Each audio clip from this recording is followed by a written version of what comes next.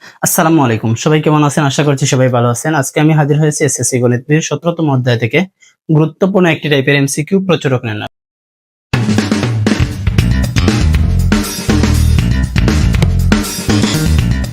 প্রচুরক নির্ণয়ের এর আগে আমরা একটি পর্বে সমাধান করেছিলাম কিছু সমস্যার কিছু এমসিকিউ এর। আজকে আমরা দেখব সারণী থেকে প্রচুরক নির্ণয়ের সমস্যাগুলোর সমাধান।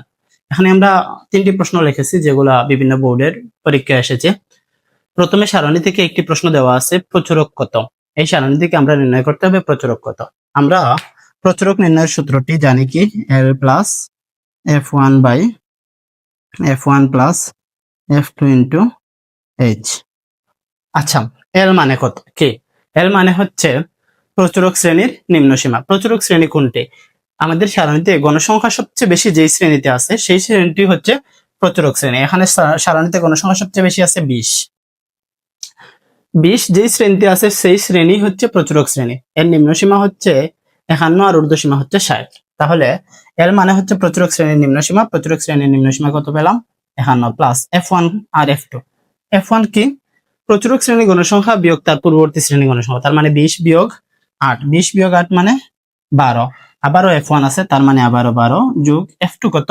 প্রচুরক শ্রেণী গণসংখ্যা বিয়োগ তার পরবর্তী শ্রেণী গণসংখ্যা। প্রচুরক শ্রেণী গণসংখ্যা 20, তার পরবর্তী শ্রেণী গণসংখ্যা 12। 20 বিয়োগ 12 সমান কত? 8। শ্রেণীব্যক্তি 31 থেকে 40, 41 থেকে 50, 51 থেকে 60, মানে প্রত্যেকটার কয় ঘর করে আছে? 10 ঘর। তার মানে শ্রেণীব্যক্তি কত আছে? হলো 10।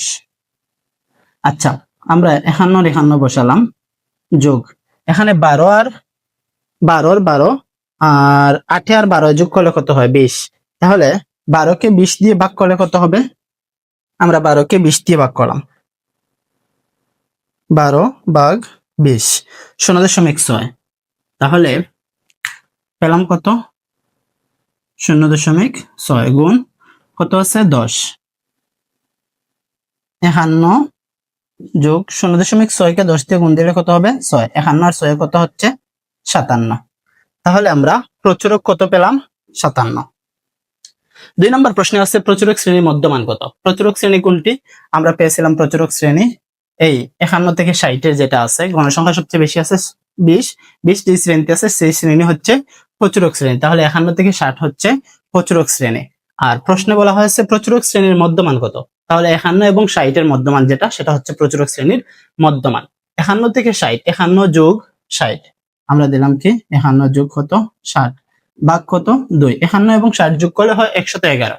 111কে 2 দিয়ে ভাগ করলে কত হবে? 55.5। তাহলে প্রচুরক শ্রেণীর মধ্যমান কত পেলাম? 55.5। আবার বলছি, প্রচুরক যে শ্রেণীতে আছে সেই শ্রেণীর ঊর্ধ্বসীমা এবং নিম্নসীমা যোগ করে 2 দিয়ে ভাগ করলে আমরা প্রচুরক শ্রেণীর মধ্যমান পাবো। তাহলে প্রচুরক শ্রেণীর মধ্যমান কত পাচ্ছি? 55.5। প্রচুরক নির্ণয়ের ক্ষেত্রে F1 by F1 plus F2 এর মান কত? F1 বাই F2 আমরা এখানে এই উদ্দীপকের আলোকে এখানে লেখাই আছে।